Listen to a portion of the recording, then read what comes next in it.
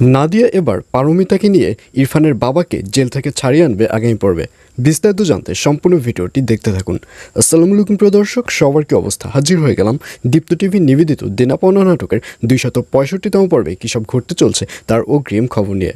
Alright, এই পর্বে আপনারা দেখতে পারবেন নাদিয়াকে আসলে সবাই ভুল বুঝলেও নাদিয়া কিন্তু পারিদের পরিবারের মঙ্গলের জন্য এসেছে। আর এর জন্যই নাদিয়াকে দেখা যাবে সে তাড়াহুড়া করে পারিকে নিয়ে এবার থানায় চলে যাবে এবং পারির যে শ্বশুর রয়েছে তার শ্বশুরকে জেল থেকে ছাড়িয়ে নেবে। এবং পারির শ্বশুরকে দেখা যাবে সে যখন থানার যে অফিস রয়েছে সেই অফিসে আসবে তখন পারিকে দেখে আশ্চর্য হয়ে যাবে। পারিকে দেখে বলবে, কী ব্যাপার পারি তুমি?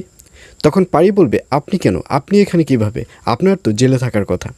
তখন নাদিয়া সব কিছু খুলে বলবে যে নাদিয়াই পারির শ্বশুরের জামিন দিয়েছে।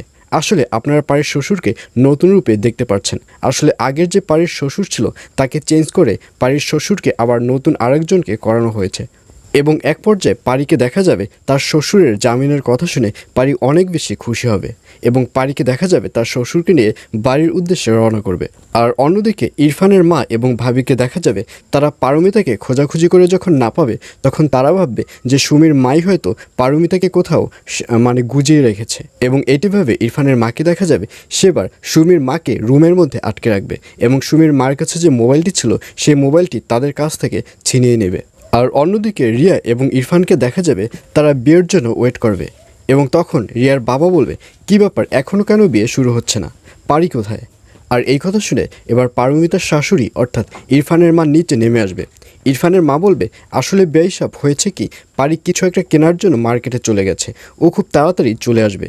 এর মধ্যে আমরা ইরফান এবং রিয়ার বিয়েটি শুরু করে দিই।